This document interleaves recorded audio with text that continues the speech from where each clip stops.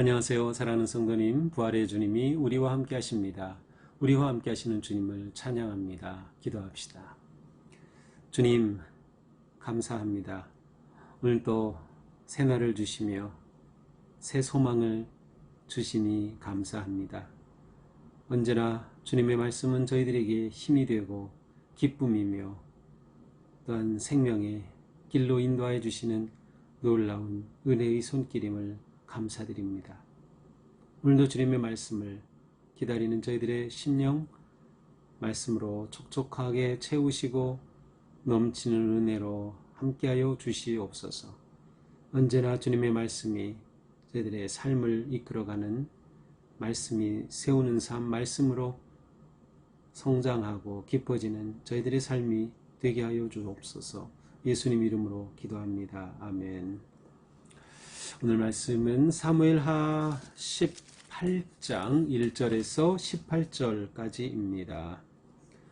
이에 다윗이 그와 함께한 백성을 찾아가서 천부장과 백부장을 그들 위에 세우고 다윗이 그의 백성을 내보낼세 3분의 1은 요압의 휘하에 3분의 1은 스루야의 아들 요압의 동생 아비새의 휘하에 넘기고 3분의 1은 가드 사람 이때의 휘하에 넘기고 왕이 백성에게 이르되 나도 반드시 너희와 함께 나가리라 하니 백성들이 이르되 왕은 나가지 마소서. 우리가 도망할지라도 그들은 우리에게 마음을 쓰지 아니할 터이요 우리가 절반이나 죽을지라도 우리에게 마음을 쓰지 아니할 터이라. 왕은 우리 10,000명보다 중하시오니 왕은 성읍에 계시다가 우리를 도우심이 좋으니이다 하니라.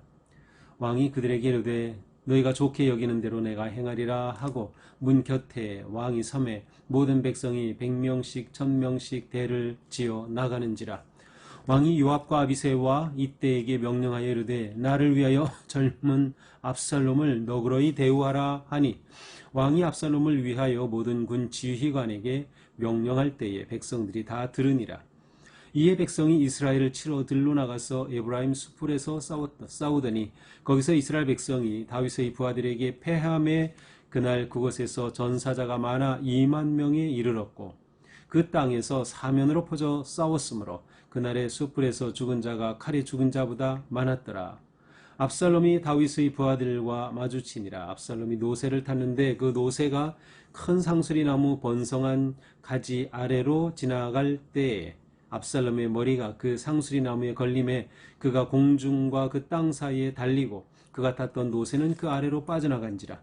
한 사람이 보고 요압에게 알려 이르되 내가 보니 압살롬이 상수리나무에 달렸더이다 하니 요압이 그 알린 사람에게 이르되 네가 보고 어찌하여 당장 쳐서 땅에 떨어뜨리지 아니하였느냐. 내가 네게 은 10개와 띠 하나를 주었으리라 하는지라.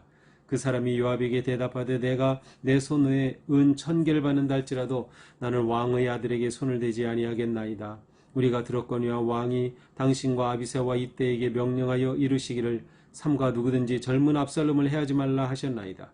아무 일도 왕 앞에는 숨길 수 없나니 내가 만일 거역하여 그의 생명을 해하더라면 나도 당신도 나를 대적하였으리다 하니 요압이 이르되 나는 너와 같이 지체할 수 없다 하고 손에 작은 창 셋을 가지고 가서 상수리나무 가운데 아직 살아있는 압살롬의 심장을 찌르니 요압의 무기를 든 청년 10명이 압살롬을 이어싸고 쳐 죽이니라. 요압이 나팔을 불어 백성들에게 그치게 하니 그들이 이스라엘을 추격하지 아니하고 돌아오니라. 그들이 압살롬을 옮겨다가 숲을 가운데 큰 구덩이에 그를 던지고 그 위에 매우 큰 돌 무더기를 쌓으니라. 온 이스라엘 무리가 각기 장막으로 도망하니라. 압살롬이 살았을 때에 자기를 위하여 한 비석을 마련하여 세웠으니 이는 그가 자기 이름을 전할 아들이 내게 없다고 말하였음이더라.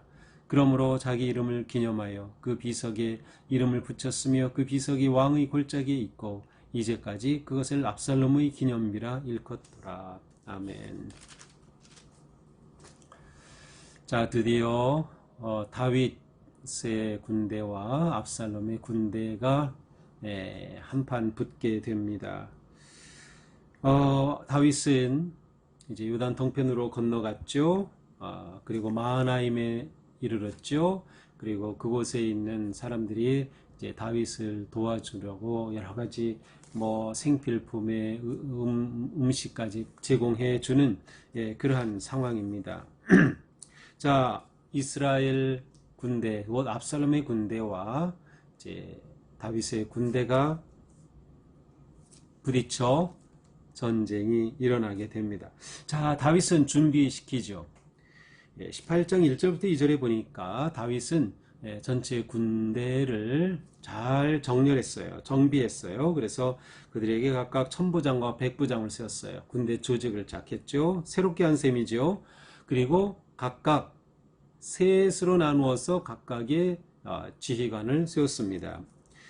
가장 대표적인 사람은 요압이죠. 이스라엘의 전체 총사령관인 요압, 그리고 그의 동생인 아비세, 그리고 이때 이게 각각 3분의 1씩 군대를 맡겨서 그 군대가 이제 이들의 지휘 아래 싸우게 되었습니다. 이때 다윗이 나도 전쟁터에 나가서 너희를 이끌겠다라고 말합니다. 옛날에는 임금이 전쟁이 일어나면 앞장서는 것이 일반적이었습니다. 그런데 다윗이 이번에 자기가 나서겠다라고 하지만 이제 백성들이 말리죠. 3절에 보니까 나가지 마소서. 우리가 아무리 도망한들 우리를 쫓아오지 않고 바로 임금님 당신을 쫓아올 것입니다. 우리가 절반이 죽어도 그 사람들은 그런 거 상관하지 않고 오직 당신만을 추격할 것입니다. 그러면서 왕은 우리 10,000명보다 중하시오니 성읍에 계시다가 우리를 도우십시오. 이렇게 요청합니다. 정말 훌륭한 백성들이죠. 정말로 왕을 보호하기를 원하고 왕에게 충성을 다하고 정말 왕에 대한 애정이 있는 그런 백성들입니다. 참 다윗은 행복하죠. 이러한 신하들이 있고 이러한 백성들이 있다면 이보다 더 행복할 수 있을까요? 물론 지금 상황은 다윗이 쓰라린 피난과 아들이 쿠데타를 일으킨 이 고통스러운 상황이지만 다윗에게는 이와 같은 백성들이 아직 있었습니다. 다윗은 이들의 제안을 그대로 받아들이죠. 그래서 전장에 출전하지는 않고 성읍에 남게 됩니다. 그들에게 말하죠. 너희가 좋게 여기는 대로 내가 행하겠다. 그리고 문 곁에 딱 서자 이제 싸우러 나가는 군인들이 100명씩, 1000명씩 이렇게 대를 지어서 나갔습니다. 자, 이때 왕은 다윗은 요압과 아비세 이때 3명의 지도자들이죠. 전체를 셋으로 나눴으니까 그래서 이 지휘관들에게 말합니다. 근데 이 말하는 것은 다른 사람도 다 듣게 공개적으로 말합니다. 나를 위하여 젊은 압살롬을 너그러이 대우하라. 다윗은 이 전쟁에서 자신이 이길 거라고 하는 것을 알고 있었던 것 같아요. 왜냐하면 압살롬에 대해서 너그럽게 대하라. 그를 죽이지 말라. 그러한 의미가 포함이 되어 있는 거죠. 아들 압살롬에 대한 아버지의 마음은 여전합니다.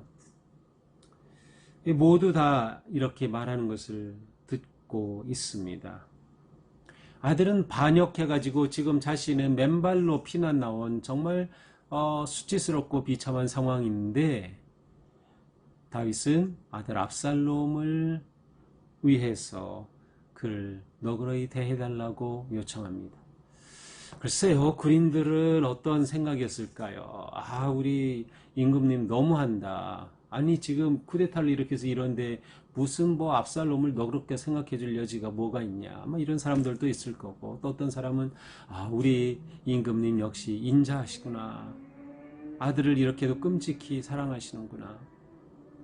아마 그러한 군인들도 있었을 것 같습니다. 자, 이제 군인들이 나가죠. 그래서 이스라엘을 치러 들러나가서 에브라임 숲에서 이제 전쟁을 하게 됩니다. 근데 여기서 다윗의 군대가 이스라엘 이 압살롬의 군대를 물리칩니다. 그래서 전사자가 적어도 20,000명 이상이나 나오는 그러한 아주 큰 승리를 거두면서 이 전쟁이 계속되고 있습니다. 그 전체 지역으로 8절에 보니까 사면으로 퍼져서 싸움으로 그날에 수풀에서 죽은 자가 칼에 죽은 자보다 많았더라. 칼로 찔러 죽인 것보다 수풀에서 죽었다. 수풀에서 죽었다고 하는 것이 구체적으로 무엇을 의미하는지는 모르지만 무엇인가 여기에 하나님께서 개입하신 것을 보여주고 있어요. 단지 사람의 전술과 무기와 전략으로가 아니라 수풀에서 더 많이 죽었다. 하나님께서는 지금 이 전쟁 가운데 어떤 모습으로인가 개입하고 계시는 거죠. 9절입니다. 압살롬이 다윗의 부하들과 마주치니라. 자, 드디어 압살롬이 마주치게 됩니다. 자, 이때 압살롬은 노새를 타고 있었습니다. 노새. 다윗이 피난할 때 맨발로 걸었고요. 압살롬이 노새를 타고 있다는 것을 보면 보통 전쟁하면 말을 타고 막 기마병 있고 막 이렇게 돼야 될 것 같은데 이 전쟁의 모습은 아주 원시적인 그런 모습입니다. 노새를 타고 전쟁을 하죠. 자, 그런데 압살롬이 노새를 타서 이 노새가 달려가다가 그만 큰 상수리나무 번성한 가지 아래로 지나가다가 압살롬의 머리가 나무에 딱 걸렸어요. 자, 우리가 앞에서 우리 이 압살롬의 머리가 얼마나 탐스러운지, 그리고 해마다 머리를 깎을 때 머리를 잘라 그 무기를 달아보니까 엄청 많이 나간 뭐 이러한 내용을 본 적 있죠. 압살롬의 어떤 외모, 정말 잘생긴 머리카락에 막 곱슬거리는 막 그런 모습이죠. 근데 불행하게도 노새를 타고 달리다가 이 압살롬의 머리가 이 위에 상수리 나무 아래를 지나가다 그러면 그 머리가 상수리 나무 가지 머리카락이 끼고 말았어요. 그래가지고 노새는 그냥 쭉 달려서 빠져나가고 압살롬은 상수리 나무에 머리가 묶여서 대롱대롱 매달린 이런 형태가 되고 말았어요. 자, 이렇게 됐으니 이제 압살롬은 뭐 꼼짝없이 죽게 되었습니다. 압살롬이 자랑하던 그 머리카락이 압살롬에게 아주 치명적인 약점이 되고 말았어요. 이게 원래 이런 거예요. 이 세상의 외모의 자랑, 세상적인 어떤 그러한 자랑은 보잘것없다. 오히려 그것이 성도에게는 치명적인 아픔이 될 수도 있다. 그래서 우리는 인간적인 것으로 세상적인 것을 교만하거나 그것으로 자랑할 것이 전혀 되지 못해요. 압살롬은 나무에 매달립니다. 자, 이런 상황에서 어떤 사람이 이걸 보고 요압이 장군에게 가서 말합니다. 압살롬이 상수리 나무에 달렸습니다. 그러자 이 요압이 됐다 말합니다. 아니, 너 그렇게 상수리 나무에 달렸으면 너 죽이지 않고 그냥 온 거냐? 그러니까 이 병사가 말합니다. 저는 왕의 아들, 왕자에게는 절대로 손을 대지 않겠습니다. 그리고 다윗 왕께서 무슨 말을 하는지 다 저도 들었습니다. 압살롬을 해하지 말라. 압살롬을 너그러이 대우하라고 왕이 명령하시는 것 다 들었습니다. 그러므로 저는 그렇게 할 수 없습니다. 그렇게 했다가는 아무리 숨기려 한들 다 백일하에 드러날 것이고 제가 살아남을 수 있겠습니까? 라고 말하죠. 그러자 요압 이 장군은 나는 너하고 다르다. 너처럼 그럴 순 없다. 그러고서는 곧장 작은 창 3개를 가지고 상수리 나무로 달려갑니다. 자, 달려가가지고 나무에 매달려 있는 압살롬의 심장을 창으로 찌릅니다. 창 셋을 가지고 가서 살아있는 압살롬의 심장을 찌르니라. 이 표현 앞에서 셋이라고 왜 굳이 셋이라고 했을까? 아마도 압살롬의 심장을 3개를 팍팍팍 찔른 것 같습니다. 그렇게 하고 압살롬이 툭 떨어지니까 요압과 같이 간 무기 든 이 병사들이 달려들어가지고 10명씩이나 압살롬을 에워싸고 쳐서 죽입니다. 정말 비참한 끔찍한 일이죠. 이렇게 해서 압살롬이 전사합니다. 전쟁은 끝난 거죠. 요압이 나팔을 불어서 전쟁을 멈추게 하죠. 그리고 이 압살롬의 시체는 큰 구덩이, 큰 구멍에다가 던져놓고 거기에다가 다 돌을 던져서 큰 돌무더기를 만들고 말았습니다. 18절에 이런 말씀이 있어요. 압살롬이 살았을 때, 예전에 압살롬이 왕자로 살았을 때 자기를 위하여 비석을 만들었다. 그러니까 자기를 위해서 아주 멋진 기념비를 만들었어요. 그러면서 그는 자기 이름을 전해줄 아들이 없다. 자기를 이을 아들이 없다라고 이렇게 말하면서 자기를 남길 그러한 기념비를 세웠었다라고 합니다. 그러면서 이 기념비는 왕의 골짜기에 있고 압살롬의 기념비라 일컬었다. 지금도 이스라엘 성지순례 가면 예루살렘 성곽 기드론 골짜기 그 저쪽 감람산 쪽으로는 묘지들이 있고요. 그 맨 아래 끝 쪽에 압살롬의 기념비가 아직도 있습니다. 이 압살롬의 기념비는 아주 여기 전체에 있는 것 중에서도 가장 예술적으로도 아주 멋지게 만들어 놓은 그러한 기념비입니다. 자, 이것이 오늘의 마지막 말씀이죠. 자, 오늘 말씀을 보면서 참 마음이 착잡해집니다. 압살롬이 이렇게 쿠데타를 일으켜서 아버지를 몰아내고 예루살렘을 차지하고 이제 다윗까지 죽이려고 군사를 이끌고 요단강을 건너왔는데 이렇게 비참하게 패배하고 비참하게 최후를 맞이하였습니다. 다윗은 그의 왕국이 이 압살롬에 의해서 이렇게 너무나도 쉽게 흔들릴 정도로 많이 허약해졌다라는 것을 우리에게 보여줘요. 그러니까 다윗은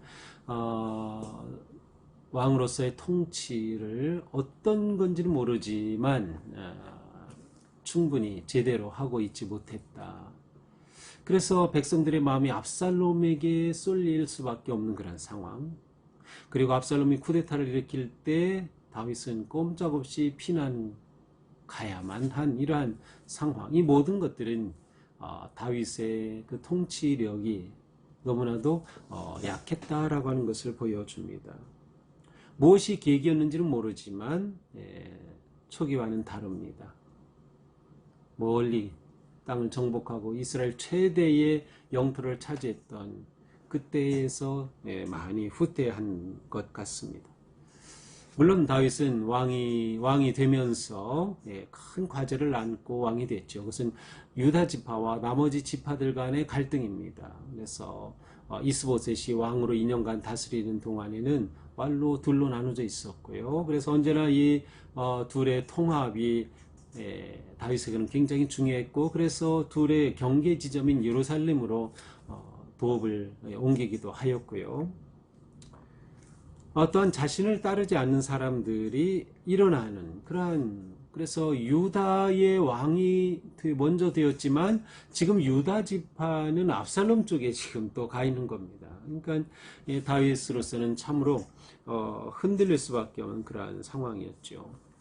게다가 가장 큰 권력, 다윗 말고 왕 아닌 최고의 권력을 가진, 어떻게 보면 왕까지도 좌지우지할 수 있는 권력을 가지고 있는 요압이라는 자가 있었고, 요압은 다윗의 신하이지만 다윗과는 애증의 관계, 좋은 관계도 있고 또 불안하고 악한 관계도 계속 이어지는 그러한 상황이었던 거죠. 자, 이런 상황 속에서 압살롬이 쿠데타를 일으켰던 것. 자, 압살롬이라고 하는 사람은 이 모습을 쭉 그려보면 그의 인생은 어떤 그 권력에 대한 그런 야망, 그리고 세상적인 성공지향적인 사람이에요. 그래서 어떻게 해서든 자기가 왕위에 오르려고 하는, 그 권력을 찾으려고 하는, 그래서 그는 어떤 시간이라도 꽉 참아낼 수 있을 정도로 그렇게 권력의 의지가 강했던 사람이죠. 그러나 이러한 야망이 이끄는 삶은 너무나도 쉽게 무너지게 됩니다. 야망을 위해 아주 좋아 보이던 세상적인 모든 스펙은 오히려 그에게 치명적인 문제와 단점이 되는 것이죠. 우리가 어떻게 살아갈까 질문을 할 때 압살롬 같은 삶을 살면은 안 되겠다라는 생각을 하게 됩니다. 자, 또 다른 사람이 누가 있습니까? 요압이죠. 이 요압은 군사령관인데 요압은 철저하게 자기중심적이고 이기적입니다. 그래서 모든 상황을 나에게 유리하고 또 나에게 이익이 되는 쪽으로 판단하지 옳고 그름에 따라 판단하지 않습니다. 지금 압살롬이 상수리 나무에 달렸다라는 소식을 들었을 때 요압은 전혀 주저하지 않고 가서 그냥 찔러서 죽이고 맙니다. 다윗은 분명히 압살롬에 대해서 너그럽게 대해달라고 부탁했어요. 간곡한 부탁이죠. 그러나 요압은 개의치 않았습니다. 사실 요압에게 있어서 다윗은 아무것도 아니었습니다. 그냥 허사회처럼 세워놓고 자기가 하고 싶은 대로 하는 사람이 바로 요압이었던 거죠. 어쩌면 요압은 압살롬을 불러올 때에 압살롬이 왕이 될 것을 기대하고 자기가 그 아래에서 더 권력을 이어갈 것을 생각했는지도 모릅니다.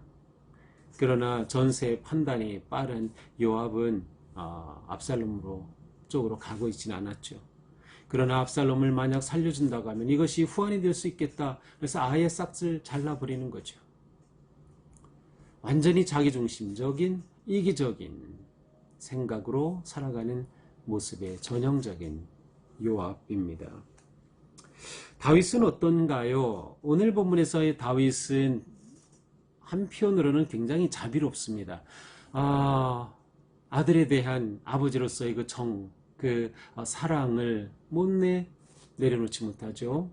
그래서 압살롬에 대해 너그럽게 대해달라. 하지만 그는 왕입니다. 왕으로서 쿠데타를 일으킨 아들에 대해서 정의롭게 판단하고 심판할 수 있는 그러한 자신감은 부족했던 것 같습니다.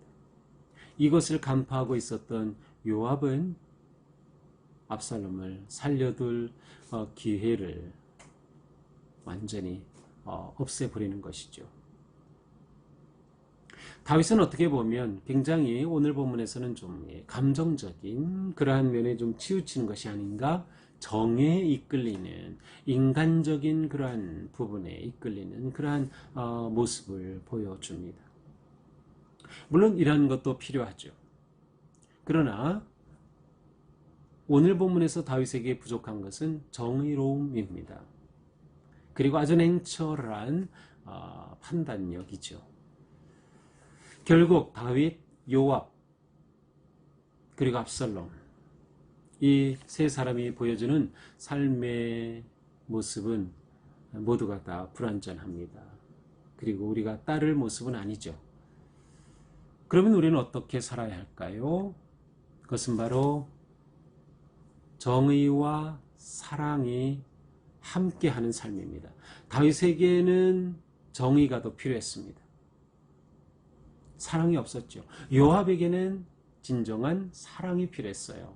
정의도 필요했어요. 자기 이익 중심이니까. 압살롬에게 필요한 것은 바로 역시 정의와 사랑이죠. 그는 자신의 야망에 따라 살다가 이렇게 비참하게 죽었기 때문이죠. 우리가 정의와 사랑이 함께 어울린다는 것은 아무리 내가 정의롭다 하더라도 사랑이 정의를 판단할 수 있어야 하고요. 내가 아무리 사랑이 많다 하더라도 정의로 사랑이 인정받아야 하는 거예요. 이게 쉬운 것은 아니죠. 그러나 우리의 삶은 바로 하나님의 말씀 앞에 의롭게, 그러나 하나님의 사랑과 은혜와 용서를 입은 우리답게 또한 그렇게 사랑과 용서의 삶을 살아가는 이러한 모습이 함께 어우러질 때 우리의 삶은 하나님이 기뻐하신 아름답고 거룩한 또 정의롭고 자비로운 삶이 될 것이라 생각합니다.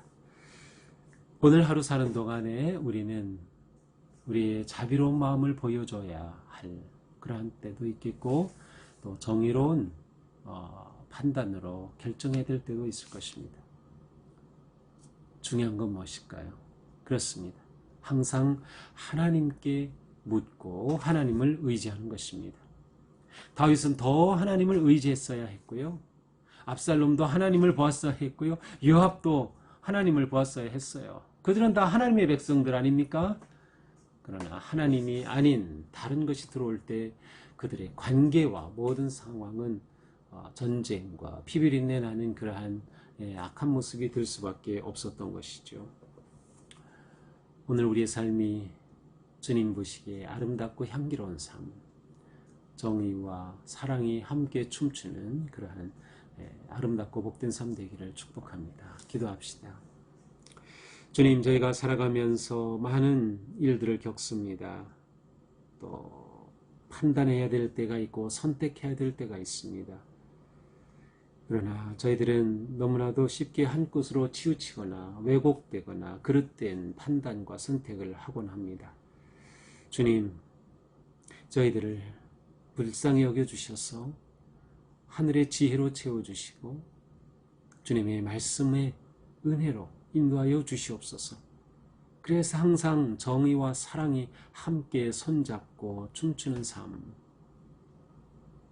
하나님 앞에 정의롭고 온전한 사랑과 섬김의 삶을 잘 살아갈 수 있도록 오늘도 성령님 저희의 마음과 생각을 주장하시고 인도하여 주시옵소서. 예수님 이름으로 기도합니다. 아멘. 네, 오늘도 주님의 은혜 안에서 우리 삶이 향기롭고 정의롭고 또 자비롭기를 축복합니다. 사랑합니다.